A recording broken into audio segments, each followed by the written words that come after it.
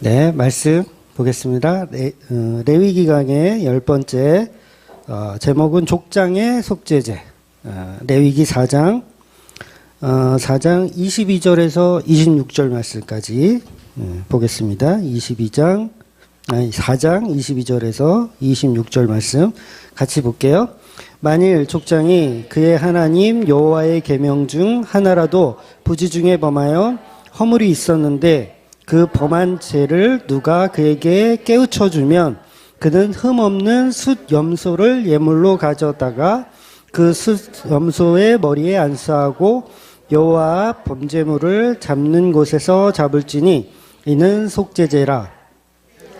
그 속죄 제물의 피를 손가락에 찍어 번제단 뿔들에 바르고 그 피는 번제단 밑에 쏟고 그 모든 기름은 화목제 제물의 기름같이 제단 위에서 불사를 지니 이같이 제사장이 그 범죄한 죄에 대하여 그를 위하여 속죄한즉 그가 사함을 얻으리라. 아멘. 네, 계속해서 우리는 속죄제 제사를 보고 있습니다. 네, 아주 지겹게 보고 있죠. 네, 그 기독교의 역사를 보면 사도들이 이제 처음 이제 예수님 승천하시고 사도들이 이제 예수님의 말씀을 성령을 받아서 이제 전하죠. 그때를 이제 우리는 보통 이제 초대교회라고 하고 초대교회는 보통 이제 사도 바울을 통해서 교회가 이제 개척이 됐다 그래야 될까요? 이렇게 해서 이제 성장하기 시작한 시기가 초대교회입니다. 그리고서 초대교회 안에서도 굉장히 이단들은 많이 있었어요. 그러니까 다른 복음을 계속 전하는 이단들은 많이 있었는데, 그러고 나서 한 1500년이 이렇게 지났어요. 1500년이 지나서, 그 당시 이제 카톨릭이라는 이름으로 기독교가 존재했었죠. 그러니까 초대교회부터 1500년까지. 그런데 우리가 잘 아는 대로 그 1500년, 그러니까 지금으로부터 500년 전에 그 카톨릭은 너무 많이 부패해 있었어요. 부패해 있어가지고 교회의 사제들, 그 당시 이제 목사가 아니고 이제 사제들이죠. 사제들은 예수님의 십자가 복음을 선포하고 그 은혜를 전하기보다는 그냥 돈과 권력에 이제 눈이 멀어서 교인들은 자기의 부를 축적하기 위한 도구들로 교인들을 삼았어요. 그래서 돈을 거두는 일에 더 집중한 거죠. 그러니까 복음을 전하는 일보다 돈을 걷어서 멋진 성전을 짓는 거, 뭐 그런 일들을 더 가치 있게 여겼어요. 그러니까 1500년도 그랬고 지금도 마찬가지죠. 지금도 11조를 얼마 하는 교인인가로 이렇게 보고 그 교인을 나의 부의 축적의 도구로 삼는 그런 목사들이 여전히 많이 있습니다. 그렇게 기독교는 타락을 한 거죠. 어느 구절이나 타락은 떼놓을 수가 없는 거예요. 늘 시간이 지나면 부패해요. 그러니까 우리는 다 어둠이기 때문에 은혜와 함께 있지 않으면 그냥 내버려 두면 어떻게 된다고요? 계속 부패하는 거예요. 그래서 교인들에게 거짓 교리를 만들어서, 그러니까 교리까지 만드는 거예요. 이게 성경의 해석이다 라고 거짓 교리를 만들어서 그 명분으로 헌금을 강요하게 시작했어요. 그러니까 돈을 뜯어내는 걸 목적으로 해서 설교하고, 그러다 보니까 기독교가 종교화되어 버렸죠. 그러니까 완전한 이제 보이스피싱 집단이 된 거예요. 그러니까 천국 가면 구원이 있어. 또 뭐가 있어. 그러니까 돈들 가져와. 보이스피싱이죠. 얼마 전에 뉴스 보니까 41억을 한 번에 보이스피싱 당했다고 하더라고요. 저 깜짝 놀랐어요. 이게 되네? 근데 그분이 전화해서 확인도 했대요. 진짜 그 검찰에서 전화가 온지를 본인 전화기로 걸어서 했는데, 맞대. 근데 그게 다 이렇게 웹이 그 안에 핸드폰에 다 깔려서 자기가 검찰청에 전화를 했는데 그 번호가 그 보이스피싱 하는 애들한테 걸리는 거야. 그래서 아무리 전화해서 문의를 해도 소용이 없는 거죠. 그러니까 기독교가 그렇게 변해 있었어. 천국에 상급이 쌓여져 이때, 그러니까 돈을 내면 천국에 전화를 해봤어. 새벽 기도 때마다, 금요 기도 때마다 천국에 제 돈이 잘 있습니까? 막 전화해봤더니 잘 있대. 아, 그렇구나. 돈을 내는 거죠. 또 내는 거지. 더 내는 거지, 이제. 아, 확실하다. 그러니까 막 10억 냈는데 30억 더 넣는 거야. 그래서 성경 어디에도 없는 면죄부라는 걸 팔았어요. 500년 전에 면죄부라는 걸 팔았어. 그러니까 면죄부를 사면 연옥에 있던 여러분의 가족들이 이제 천국으로 간다. 그러니까 카톨릭에서 그렇게 얘기한 거예요. 그래서 너도 나도 사야죠. 그게 교리니까, 그게 성경의 해석이라고 하니까 사는 거예요. 그리고 그 돈으로 베드로 성당을 짓는 거예요. 거대, 멋있고 큰 건물을 짓는 거예요. 여러분, 마귀들의 속성은 뭐라 그랬습니까? 마귀가 있으면 옆 사람도 뭘로 만들어요? 마귀로 만들어요.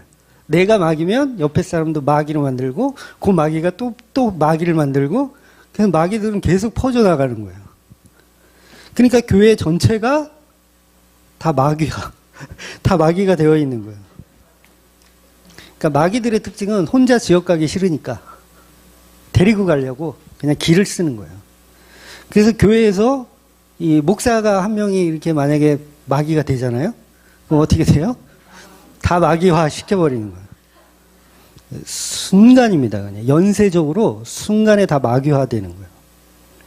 그래서 우리가 보고 있는 이 레위기 4장은 오늘은 이제 족장의 속죄제. 족장이란 개념은 리더자를 얘기하는 거예요. 교회의 리더자. 그러니까 제사장과 회중들, 족장과 개인들을 교차 비교하면서 요런 부류 하면서 어떻게 속죄자가 필요한지, 어떻게 죄인인지를 계속 설명하고 있는 거예요. 결국 교회는 어떤 위치에 있든지 전부 죄인이기 때문에 늘 예수님의 십자가 은혜가 필요하다는 얘기를 하고 싶은 거예요. 오늘 본문은. 그래서 저와 여러분은 예수님의 은혜가 없으면 반드시 타락합니다. 그냥 예수님이 은혜가 확 들어와서 여러분을 지키지 않으면 여러분은 그냥 마귀가 되는 거예요. 어둠을 좋아하거든요, 우리는. 습성상. 빛을 얘기하면 싫어해. 빛은 저리 가. 우리는 어둠이 좋아. 그러니 어떻게 해서든 교회에 나와서 말씀을 들어야 되는 거예요, 사실은. 말씀이 있는 곳을 찾아가셔야 되는 거예요. 그래서 많은 사람들이 착각하는 게 뭐냐면, 예를 들어서 그거예요. 내가 교회에서 안수를 받아서 내가 안수 집사가 됐다. 서리 집사에서. 그러면 착각을 해요. 나는 이제 영적으로 좀 괜찮은 줄 알아. 그리고 그 직분이 나를 이렇게 지켜주는 줄 알아요. 갑자기 권사가 됐어. 집사에서 권사가 됐어. 그럼 권사가 되면 뭔가 하나님의 은혜를 더 부어주셔서 나를 지켜줄 거라고 착각해. 장로가 돼도 그렇고요. 특히 목사가 되면, 강도사님 어디 갔어? 특히 목사가 되면 이게 더 심해져. 주의 종이니까 성령이 와서 다 지켜줄 거라고 착각을 하는 거예요. 구역장도 마찬가지죠. 구역장이 딱 됐어. 그러면 성령의 은혜로 그분은 하나님이 책임져 주실 거야. 그런데 그게 됩니까? 네, 절대 안 되죠. 그러니까 그거 되면 내가 직분 하나 받으면 사탄막이 틈타지 말라고 맨날 기도는 하는데 계속 틈타. 계속 틈타. 그러니까 아무리 대적 기도를 해도 물러갈 생각을 안 해. 그래서 우리는 직분을 받고 나면 부패하지 않을 것 같은데, 내가 구역장이 되면 그래도 사람들을 가리키고 리더해야 되는데 내가 부패하지 않겠지라고 생각하는데, 그때가 부패하기 딱 좋은 때예요. 목사가 되잖아요. 부패하기 딱 좋은 때야. 이게 다 말 한마디면 돈을 갖다 내거든. 응? 말 한마디면. 그러니까 뭐예요? 정신 나가기 딱 좋은 때가 바로 그때라는 거예요. 그러니까 그럴 때마다 우리는 속죄제가 더 필요하군요. 내가 족장이 되었다. 내가 제사장이 되었다. 그러면 그때의 속죄제가 더 필요하다는 걸 우리는 기억해야 된다는 거예요. 그러니 중세시대 교회는 이 사도들이 죽고 1500년이 지나니까 사제들은 물론이고 평신도들까지도 전부 부패해 있었던 거예요. 그러다 보니 완전한 타락이 이루어진 거죠. 역사 이래 이런 교회의 타락은 볼 수가 없었던 거예요. 면죄부를 어떻게 만들어서 팔아먹을 생각을 하는지. 그래도 그나마 다행인 건 그래도 복음을 이해하고 있었던 그 소수의 사람들, 그 성령의 은혜가 있는 그 소수의 사람들에 의해서 이제 종교개혁이 일어난 거예요. 그때. 카톨릭의 부패성을 지적하기 시작한 거죠. 이거 우리가 기독교가 아닌 것 같아. 1500년 동안 뭔가 지금 잘못 가고 있어. 우리 다시 되돌아가자. 그런 운동이 일어난 거예요. 그 대표적인 인물이 마틴 루터죠. 루터를 통해서 이제 굉장한 일이 시작되어지고 있는 거예요. 그래서 비텐베르크 대학의 성당에 95개조 이 문구를 우리 교회 12신조 쓰듯이 간단하게 95개 조항을 만들어서 거기에 톡 붙여놓은 거예요. 누가? 루터가. 왜 붙였다고요? 야마도라서. 이 개카톨릭의 개톨릭이라고 그랬어. 이 개카톨릭의 부패성을 도저히 못 참아가지고 루터가 95개조 조항문을 만들어서 그냥 교회 문 앞에다 그냥 붙여버린 거예요. 그러니까 내용은 다 비슷해요. 인터넷 찾아보면 쉽게 볼 수 있거든요. 95개 조항문 다 번역도 다 잘 되어 있어요. 내용은 딱 그거예요. 돈으로 면죄부를 산다는 그 말도 안 되는 얘기 하지 마라. 이거예요. 돈으로 면죄부를 산다는 말도 안 되는 얘기 하지 마라. 은혜 하나님이 뭐가 부족해서 인간들의 돈을 걷어서 그 돈으로 천국을 보내주냐. 이 망할 것들아. 이렇게 95개조 학문을 쓰고서 붙인 거예요. 그 당시 사제들이 어떤 설교를 했냐면요. 당신이 내는 헌금, 그 당시는 이제 금화나 은화로 이렇게 헌금을 했어요. 그래서 헌금함이 밖에 있죠. 밖에 있으면 금화를 딱 떨어뜨리면 어때요? 짤까랑 소리가 나죠. 쨍그랑 소리와 함께 당신이 원하는 영혼이 연옥에서 천국으로 올라갑니다. 오늘 돈 넣으셨어요? 쨍그랑 소리 다 나게 했어요? 안 나면 안 돼. 나게 해야 돼. 그럼 어떻게 해야 돼? 많이 넣으면 많이 넣을수록 소리가 잘 나겠죠. 그런 설교를 한 거예요. 실제로. 그러니까 루터가 화가 났겠죠. 저런 말도 안 되는 소리를 도대체 성경에 어디 써 있다고 그런 말도 안 되는 설교들을 하고 있느냐. 요즘도 비슷하잖아요, 사실. 11조만 하더라도 헌금이나 뭐 이런 거 잘하면 뭐 천국에 상급을 쌓아 놓는다. 여러분이 내는 헌금이 벽돌 한 장 한 장이 되어서 그 재료들로 직방이 필요 없다. 직방 뭔지 아세요? 방 구하는 어플이에요. 직방이 필요 없다. 헌금 많이 하면 직방이 필요 없고 그냥 재료가 충분하다. 그래서 넉넉하게 살 수 있다. 천국에 가면 헌금 많이 하면 넉넉하게 살 수 있다. 그래서 루터가 성경 어디에 그런 얘기가 있느냐. 본인들이 지어낸 거짓말이다라고 하고 95개조 반박문을 붙인 거예요. 그건 탐욕이다. 외친 거예요. 마침 또 그 당시에 인쇄술이라는 게 없었거든요. 근데 인쇄술이 막 발전하기 시작한 때야. 그러니까 95개조 조항문을 막 복사해서 막 뿌려. 유럽에 있는 교회들에 막 뿌려. 어떻게 되겠어요? 난리가 난 거예요. 한 번도 들어보지 못한 소리를 루터라는 사람이 하거든요. 우리가 지금 열심히 내고 있는 면죄부가 소용이 없대요. 천국에 갈 수 없대요. 그 돈으로. 처음 듣는 얘기를 하는 거예요. 그러니까 사람들이 충격에 빠진 거예요. 아, 그게 사실이야? 사실이야? 그럼 이제 막 사람들이 이제 막 찾기 시작하죠. 성경이 진짜 그러한가? 그러니까 요즘으로 치면 인터넷이 갑자기 발전해가지고 막 조회수가 막 올라가는 거예요. 100만 건, 200만 건 막 올라가는 거예요. 너희들이 교회에서 내는 면죄부는 다 엉터리다. 라고 하면서.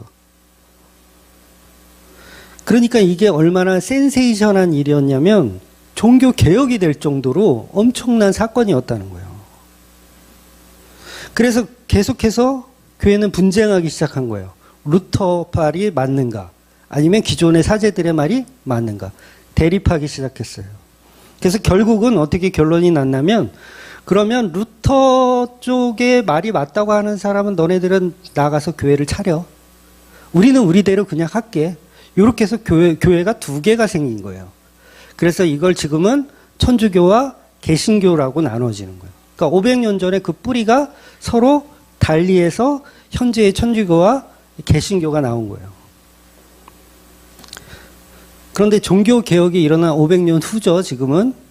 근데 지금 보면 천주교나 개신교나 뭐 도찐, 개찐이에요.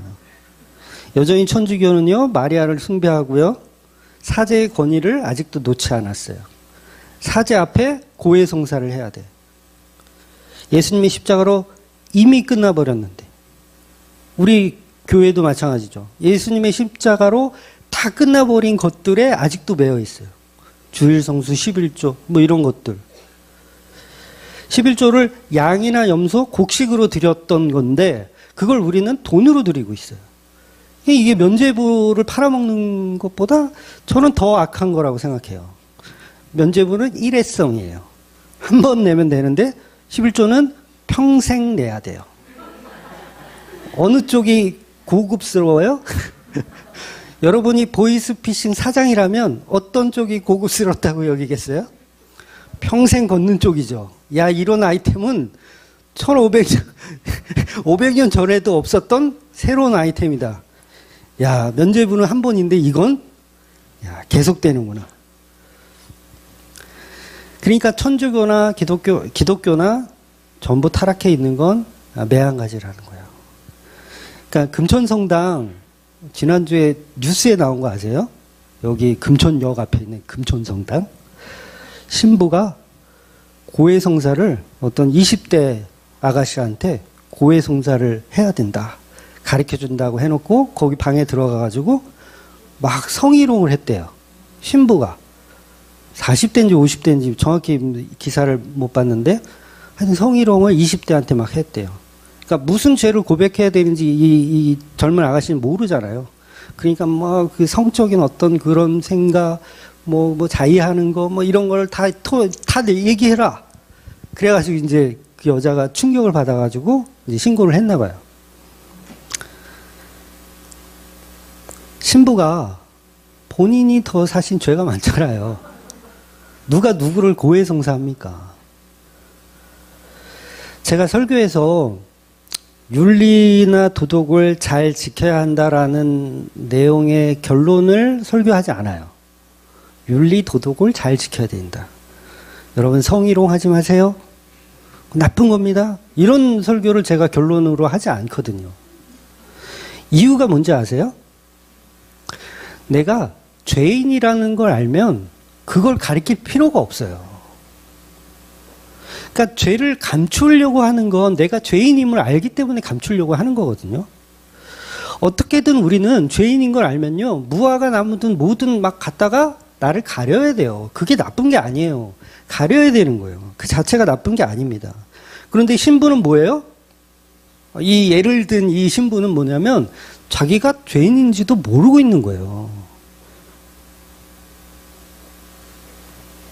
저는 그 신부만의 이야기가 아니라고 생각해요. 목사들 뭐 별반 다르지 않잖아요.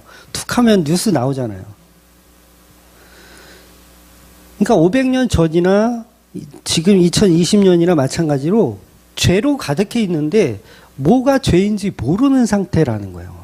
내가 무화과 잎이라도 빨리 지금 만들어서 입어야 되는 상황인지도 모르는 거죠. 저는 지금 그 성추행을 한, 성희롱을 한 그 신부는 나쁘고 저는 괜찮다는 얘기를 하는 게 아닙니다. 다만 성령께서는 우리가 우리의 죄인됨을 알게 하셨을 때 더 이상 그 죄가 나오지 않아요. 나타나지 않는다고요. 그러니까 그걸 안 하도록 은혜를 주시는 거예요. 저와 여러분이 죄인이니까 죄를 더 지어라, 그런 얘기를 하는 게 아닙니다. 가끔 제 설교를 이제 비판하시는 분들 중에 당신은 죄와 은혜에 대해서만 얘기하는데 윤리도덕에 관해서는 왜 그렇게 터부시하느냐. 윤리도덕을 왜 안 가르치느냐. 정직하게 살아야 된다고 장사하시는 분들 정직하게 장사하세요. 이런 설교를 해줘야 되는데 아이들 키우시는 분들 아이들을 정직하게 키울 수 있도록 지도하세요. 이런 설교를 해줘야 되는데 당신은 왜 그런 걸 하지 않느냐라고 해요. 방금 말씀드린 대로 성도가 자기 죄가 무엇인지를 안다면 그런 건 가르칠 필요가 없어요. 나오지 않게 돼 있어요. 그러니까 지식으로 받아들이면 그 답이 안 나오는 거예요. 여러분 경건은 모양이라 그랬어요? 능력이라 그랬어요?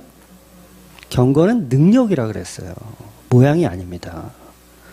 왜? 경건의 능력은 내가 죄인이라는 사실 그 복음을 알았을 때 그 능력이 나오는 거예요. 경건의 능력이 내가 노력하는 게 아니라 나와요. 그냥 경건의 능력이니까 내 안에 계신 성령께서 그 능력을 발휘해요. 성희롱이 나올까요? 안 나와요. 저를 잘 지켜보세요. 네? 이건 삭제해야겠다. 이건 삭제해야겠다. 그러니까 경건은요, 내가 막 하지 말아야지 막 이렇게 나를 쳐서 복종해서 안 하는 게 아니라요. 내 안에 계신 성령께서 경건의 능력이 나올 수밖에 없게 만들어 가시는 거예요. 그래서 진짜 예수 믿는 사람은요, 경건의 모양을 가르쳐 줄 필요가 없어요. 모양을 뭐하러 가르쳐 줘요? 그 안에 경건의 능력이 나오는데, 성령을 통해서. 여러분, 친구랑 막 싸워요? 치고받고 막 싸워? 그러면 뭘 가르쳐 줘야 돼요? 싸우지 말라는 윤리 도덕을 가르쳐야 되죠. 그런데 성경의 이 경건의 능력은 뭐냐면 친구를 사랑하게 만드는 거예요. 그러면 싸우지 말라 그래도 사랑하면 싸웁니까? 안 싸워요. 그러니까 사랑이 뭔지를 알려줘야 되는데 교회들은 사랑을 알려주진 않고 싸우지 마라. 이걸 가르치는 거예요. 싸우지 마라. 네가 참아라. 네가 손해봐라. 아니요. 그렇게 가르치는 건 아니에요. 그건 경건의 모양을 가르치는 거예요. 경건의 능력이 있다. 사랑하면 된다. 그러니까 착하게 사세요. 겸손하게 사세요. 성추행하지 마세요. 아무리 가르쳐봐야 소용없어요. 예수를 안 믿으면 나와요. 추한 게 계속 나와요. 그런데 자기가 죄인인 것을 알고 예수님의 은혜를 알면 그리고 교회를 사랑한다면 경건의 능력은 자동적으로 나옵니다. 교회 오지 말라고 막 목사가 지랄을 해도 교회를 오더라고요. 헌금 내지 말라고 지랄을 해도 헌금을 내더라고요. 이게 뭐라고요? 경건의 능력인 거예요. 능력. 그거는 누른다고 눌려지는 게 아니에요. 그런데 그 경건의 능력이 없이 모양을 가리키잖아요. 주일날 빼먹기만 해야 아주 그냥 이 모양을 가리키잖아요. 헌금 안 해봐. 아주 내가 명단 부를 거야 다. 응? 누구 얼마 이렇게 모양을 가리킨다고요. 그러니 사람들이 고해성사로 자기 죄가 깨끗이 됐다고 착각들 하는 거예요. 십자가 은혜가 들어오면 내가 죄인이라는 사실을 알면 경건의 능력은 자동으로 나오는 거예요. 고해성사 할 필요가 없어요. 고해성사를 왜 타인에게 해요? 혼자만 하세요. 성령님께 하세요. 그러니 1500년도 교회의 타락은 윤리 도덕 때문이 아니에요. 잘 이해하셔야 됩니다. 500년 전에 우리 가톨릭의 부패는요, 윤리 도덕의 부패가 아니에요. 목사님들이 다 그렇게 가르칠 거예요. 윤리 도덕이 부패했다. 아니요, 복음이 상실되었던 거예요. 복음이 있으면 경건의 능력은 반드시 나오기 때문에 성도들에게 돈을 갈취하는 일은 없어요. 복음의 능력이 나오면. 그런데 복음 자체가 없기 때문에 경건의 모양만 나오기 때문에 부패한 것처럼 보이는 거예요. 윤리 도덕이 부패한 것처럼. 근데 교회는 윤리도덕이 부패한 게 아니라 진리이신 예수 그리스도를 버리기 시작한 거예요. 오늘날의 교회도 똑같습니다. 윤리도덕을 안 가르쳤다. 그래서 요 모양 요 꼴이다. 이렇게 말하는 목사님들 많거든요. 교회에서 윤리도덕을 안 가르치기 때문에 교회가 자꾸 뉴스에 나오고 자꾸 싸우고 막 돈 갖고 횡령하고 그런 일들이 윤리도덕을 안 가르쳤기 때문이다. 이렇게 주장하지만 결코 아닙니다. 복음의 상실이에요. 예수 그리스도의 십자가 은혜의 상실, 우리의 죄인됨을 상실했기 때문에 윤리도덕도 그 모양으로 현상으로 나타나는 거예요. 그러니까 뭐가 우선인지 교회는 갈 길을 잃어버린 거죠. 그래서 아직도 십계명 가르치잖아요. 살인하지 마라. 이웃을 사랑해라. 내 친구의 아내를 건들지 마라. 이런 십계명을 가르치잖아요. 동성애 하지 마라. 아니 예수님의 복음을 가르쳐야죠. 아무튼 이렇게 1500년 전 카톨릭의 부패 가운데 루터를 비롯한 칼빈, 잘 아시죠? 칼뱅 그리고 찌뱅글리 같은 3대 이제 종교 개혁자라고 보통 부르거든요. 이 세 명이 의해서 이제 개신교가 만들어진 거예요. 천주교는 그대로 있고 천주교라고 표현할게요. 천주교 있고 개신교가 만들어졌어요. 그런데 웃긴 건 뭐냐면 이 과정 속에서 개신교가 만들어졌어요. 그런데 이 세 명의 사상이나 어떤 신학적 해석이 똑같을까요? 다르죠. 다른 거예요. 그래서 이런 과정 속에서 천주교는 지금의 교단이 하나인데 개신교는 교파가 엄청 많아요, 지금. 이유가 뭐냐면 서로 성경을 이해하는 견해가 달랐기 때문이에요. 카톨릭은 하나의 감독제로 되어 있어요. 그러니까 교황이 있고 이쪽으로 쭉 이렇게 라인이 있어서 다른 견해를 필 수가 있어요, 없어요? 못 펴요. 그럼 쫓겨나요. 끝나는 거야. 다른 견해를 가질 수가 없어. 그런데 종교개혁을 통해서 개신교가 독립해 보니 뭐예요? 또 다른 독립도 허용이 되죠. 한 번 해보니 한 번 하는 게 어렵지. 그걸 계속 분열하는 게 쉬운 거예요. 그래서 우리나라 개신교 안에서도 조금만 다르잖아요. 그러면 분립해서 나가는 거야. 교단이. 그러니까 교단 마음에 안 들면 차리면 그만이에요. 마음에 안 들면 차리면 그만이야. 어차피 대한민국은 종교의 자유가 있어요. 저는 이건 나쁜 거는 아니라고 생각해요. 그러니까 개신교가 많은 교파를 갖고 있는 게 나쁘다고 생각 안 해요. 자연스러운 현상이라고 생각해요. 그래서 저는 우리나라의 교단이 많다는 건 좋은 방향으로 생각하면 은혜라고 생각해요. 물론 이단이 너무 많죠. 개신교 안에 뭔 놈의 이단이 그렇게 많은지 몰라요. 그러니까 장단점이 있는 거예요. 생각해 보세요. 베드로하고 요한하고 생각하는 이 신앙이 이게 똑같을까요? 다를 수밖에 없어요. 그러니까 우리 교회도 마찬가지예요. 제가 가지고 있는 복음의 이해, 여러분이 가지고 있는 복음의 이해, 완전히 똑같을 수는 없어요.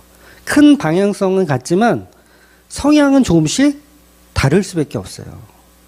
나는 주여 3창을 하고 싶은데 목사는 주여 1창만 해. 나는 그게 짜증나. 그리고 어떤 분은 무슨 주여를 외쳐. 그냥 할렐루야로 하지. 이게 뭐예요? 다 다른 거예요. 그래서 성경에 없는 불필요한 것들을 교리로 만들어서 소모적인 싸움을 할 필요가 있다 없다? 없어요. 여러분 바늘 위에 천사가 몇 명 올라갈까요? 천사가 지금 이 천사가 우리를 보러 왔어 지금. 바늘 위에 몇 명 올라갈까요? 자, 한번 말해보세요. 몇 명 올라갈까요? 여기 100명, 여기 100명 나왔습니다. 또 다른데 저기 1명 나왔어요. 여기는 많이? 아니 그러면 안 돼. 딱 몇 마리 딱 말이래. 몇 명 딱 얘기해야 돼. 응? 1000명. 자, 여기 1000명파, 1명파, 100명파. 이렇게 뭐예요? 파가 나눠지는 거예요. 개신교가 이러는 거예요. 개신교가 진짜 이러고 있다는 거예요. 진짜 중세시대 때 소모적인 싸움을 했어요. 바늘 위에 천사가 몇 명 올라갈 것인가. 중요한 건 복음을 나누고 복음을 이해하는 게 중요한 건데 자기의 사상과 사고의 생각을 다 옳다라고 생각하는 어리석음이죠. 그래서 예수님의 십자가를 가지고 예수님을 예배하는 것이 목적이고 복음을 나누는 것이 목적인데 결국은 교회들은 다른 거에 정신을 팔려 있는 거예요. 그러니까 찬양하고 기도하고 말씀 보고 떡과 포도주를 나눠 먹는 거 그게 교회가 해야 할 일인데 자꾸 엉뚱한 것에 너무 치우쳐 있다는 거죠. 서로 예수님의 살과 피를 나누어 먹는 게 중요한 거예요. 그게 교회가 할 일이죠. 신학적인 사상으로 잘난 척하는 게 교회가 아니라는 거예요. 예를 들어 볼까요? 성찬식을 하는데 어느 교회는 포도주로 해. 포도주, 알코올이 들어간 포도주로 성찬을 해. 근데 어떤 교회는 교회에서 어떻게 술을 먹어? 우리는 포도 주스로 해. 그리고 또 어떤 교회는 애매한데 그럼 섞어. 포도주하고 포도 주스하고 섞어서 약간 도수를 낮춰서. 세례도 마찬가지예요. 세례를 목욕탕에서 푹 침례처럼 담궈야 되는지 아니면 강이나 바다에 데리고 가서 진짜 빠뜨려서 침례를 해야 되는지 아니면 우리 교회처럼 이렇게 찍어서 이렇게 머리에 대야 되는지 뭐가 맞아요? 맞는 게 어딨어. 지가 하고 싶은 대로 하면 되지. 여러분 이게 제가 예를 들었지만 실제로 이런 문제들로 교파가 나눠지기 시작된 거예요. 왜냐하면 종교개혁이 처음이라 개신교가 하나로 뭉치기가 어려웠어. 다 서로 권위가 있거든요. 칼빈, 쯔뱅글리, 루터 다 마찬가지고 자기의 권위가 있는 거예요. 그래서 천주교는 이 성찬을 화채설이라고 그래서 예수님의 살과 피로 진짜로 변한다라고 생각을 했어요. 믿었어요. 그러니까 그건 엉터리죠. 그건 엉터리면 그러면 루터하고 쯔뱅글리하고 칼빈의 이 성찬에 관한 생각은 어떠했는가? 세 명이 다 달라요. 루터는 공제설이라고 해서 빵과 포도주는 그대로 있고 그리스도의 살과 피가 동시에 존재한다. 살과 피가 동시에 존재한다고 봤어요. 그리고 칼빈은 실제설이라고 해서 주의 만찬을 행할 때 그리스도가 영적으로 떡과 포도주에 임한다. 영적으로 임한다. 그리고 찌뱅글리는 상징설이라고 해서 임하긴 뭘 의미해? 이건 그냥 상징이야. 그냥 먹고 마시면 돼. 그냥 상징이야. 세 분이 다 틀려요. 여러분, 근데 뭐가 맞아요? 뭐가 맞아요? 여러분, 예수님이 떡을 주시면서 이 떡은 나의 몸이다 라고 해서 주셨어요. 근데 어떤 제자는 나는 이걸 예수님의 몸이라고 진짜 생각하고 먹을래요. 그리고 먹었어. 그리고 어떤 제자는 이거는 그냥 떡과 포도주인데 그냥 예수님이 그냥 영적으로 임했다고 생각하고 그냥 먹을래. 그리고 먹었어. 또 한 사람은 이거 상징이지. 무슨 예수님의 살과 피야 이게. 그냥 예수님의 살과 피를 상징하는 거지. 그리고 먹었어. 뭐가 문제예요? 아무 문제 없어요. 아무 문제 없어. 받아 먹고 나중에 이게 예수 그리스도의 십자가구나 라는 걸 이 세 제자가 똑같이 이해하면 돼. 이걸 복음이라고 하는 거예요. 근데 그 짧은 시간에 종교개혁을 하면서 이 세 분의 생각이 다 다르니까 파가 나눠지기 시작한 거예요. 그래서 루터파. 지금도 교회가 있잖아요. 루터파 교회가 있어요. 루터 교회 있잖아요.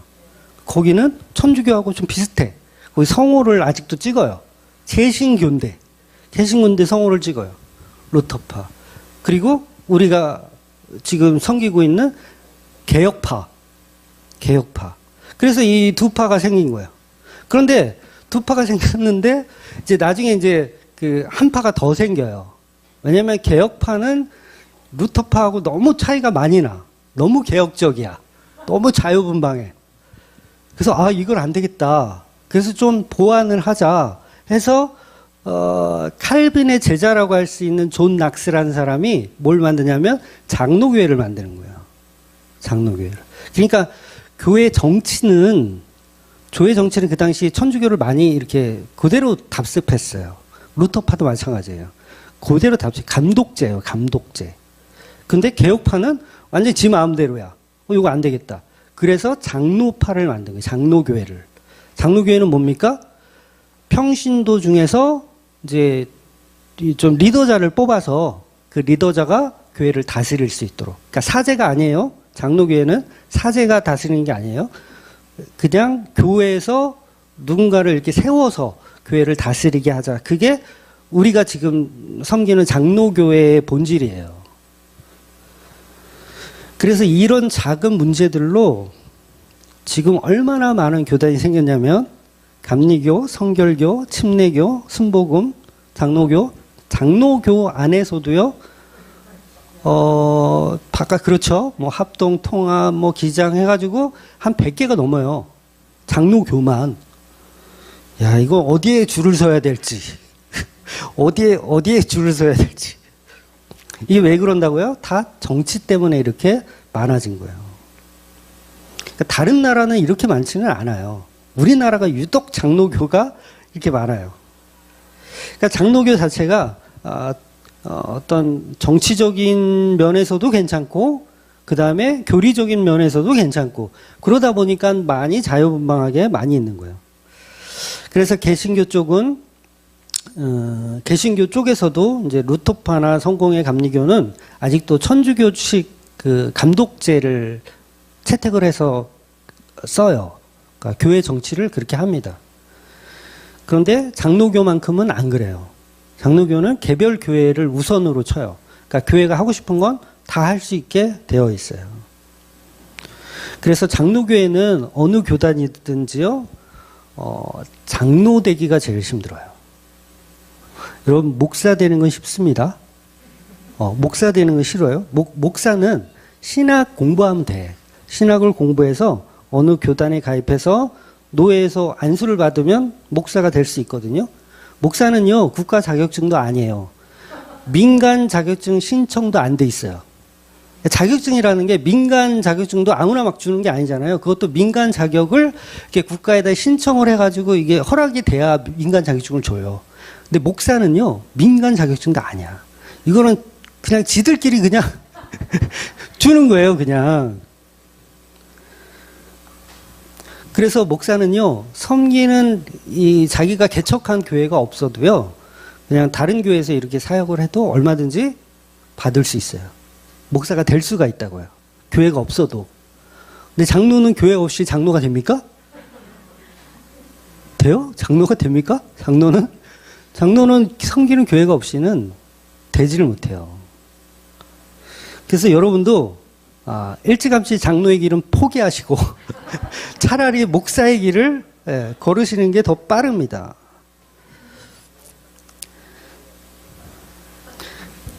그래서 장로가 되려면 혼자 아무리 공부해봐야 소용이 없고 목사는 혼자 공부해도 될 수 있다.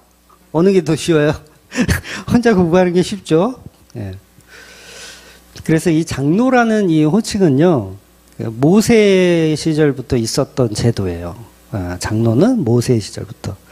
그러니까 모세가 모든 사역을 혼자 할 수가 없잖아요. 그래서 제사에 관한 업무는 아론이라든가 레위인들이 이렇게 도와서 했고요. 그리고 교회 정치는 장로들이 맡아서 했어요. 그래서 장로교의 진짜 장로는요, 교회 어르신들을 이야기하는 거예요. 장로라고 해서 특별히 이렇게 고시 봐가지고 이런 걸로 알고 계시잖아요. 근데 원래 구약의 장로는요, 교회를 오래 섬기고 있는 나이 많으신 어르신들을 장로라고 하는 거예요. 그래서 이건 우리끼리 하는 얘기지만, 우리끼리 하는 얘기지만, 우리 교회는 65세 이상이면 다 권사님. 지 마음대로. 권사님. 그 다음에 70세 이상 남성은 다 장로님. 지 마음대로. 여러분, 이게 더 성경적인 거 아세요?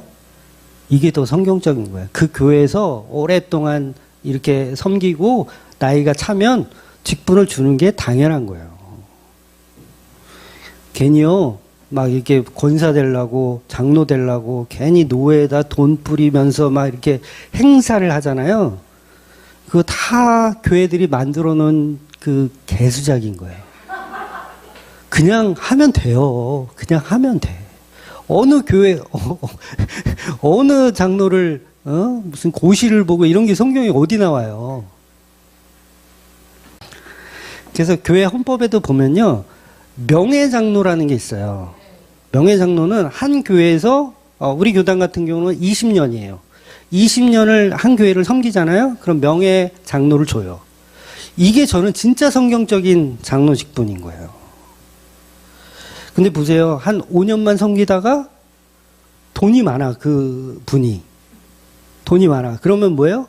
장로 피택이야. 장로 피택. 제가 전에 다니던 교회에서 40대 초반인데 이분은 이제 사업하시는 분이세요. 집사님. 서리 집사인데 사업하시는 분인데 직원들이 한 10몇 명 되고 돈을 잘 버세요. 헌금도 잘하고. 그랬더니 장로 피택되더라고요. 그러니까 나이는 비슷한데 누구는 서리 집사고 누구는 장로야.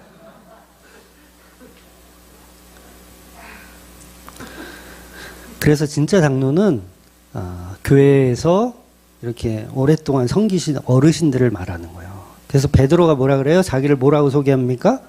내가 장로다. 이렇게 소개하잖아요. 내가 장로다. 저도요, 주맘교회 장로인 거 아세요? 주맘교회 제가 창단 멤버잖아요. 창단 멤버. 주맘교회에서 제일 오래됐잖아요. 그래서 저를 장로로 여러분들이 추대를 해준 거예요. 그래서 설교하는 장로. 이해가 되세요? 아, 진짜 그래요. 목사는요, 설교하는 장로를 목사라고 호칭하는 거예요. 설교하는 장로를. 저 장로 될 자격 있어요? 자격 있습니다, 저.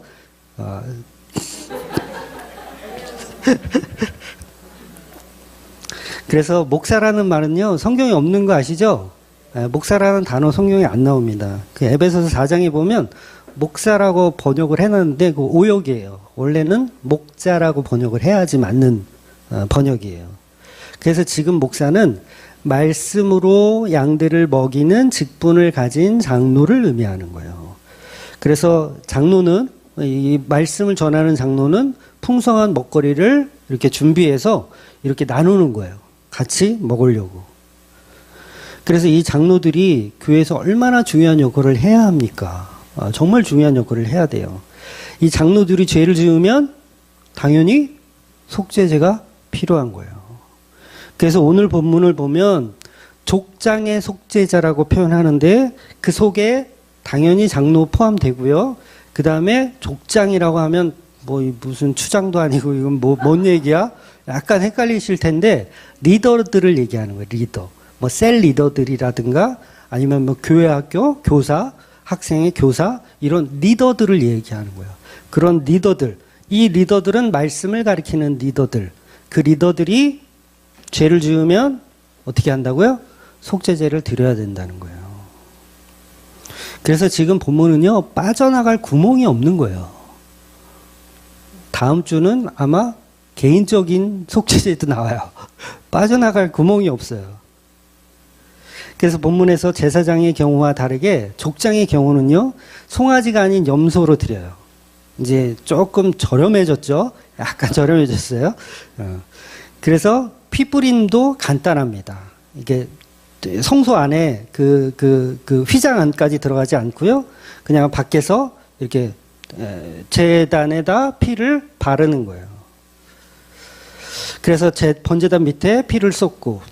그러니까 중요한 것은 이 속죄제라는 것은 교회에서 어느 위치에 있든지 누구나 드려야 하는 제사라는 거예요.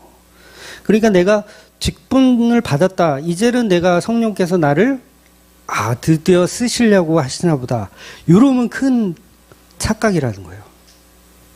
아, 이젠 내가 개척했으니까 하나님이 쓰시나 보다. 큰 착각인 거예요. 그러니까 나는 이제 64세인데 65세 되니까 이제 권사다. 그러니까 이제 하나님이 나를 쓰시겠나 보다. 이러면 착각이에요, 임 집사님.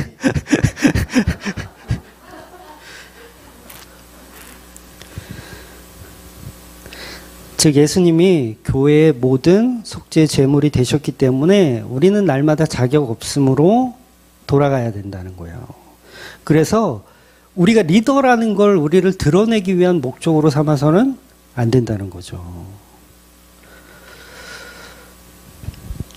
그래서 가급적이면 모든 사람들이 다 속죄제에 참여해야 돼요. 그래서 우리 주일학교 친구들도요, 가급적이면 오전 예배에 참여할 수 있도록 좀 지도해 주셨으면 좋을 것 같아요. 오전 예배. 그러니까 말씀이 너무 길면 중간에 나가더라도 처음에 찬양하고 이럴 때는 가급적이면 참여할 수 있도록. 요새 그리고 또 이게 자리가 횡하잖아요. 그러니까 이렇게 아이들도 같이 예배할 수 있도록 그렇게 좀 했으면 좋겠습니다. 그러니까 누구나 필요하다는 거죠. 정결 예식은 이게 지금 다음 주에 설명하겠지만 정결 예식이에요. 속죄제는 정결 예식. 깨끗함을 받는 정결 예식. 그 예수님의 보혈에 참여하는 일을 해야 되는 거죠. 그래서 누구나 참여해야 된다는 거예요. 그래서 일종의 정결 예식이기 때문에 날마다 예수의 보혈의 은혜로 정결해지고 매 예배 드릴 때마다 그 정결 속으로 들어가는 그 은혜가 저와 여러분에게 있기를 주의 이름으로 축원드리겠습니다. 아멘. 기도하겠습니다.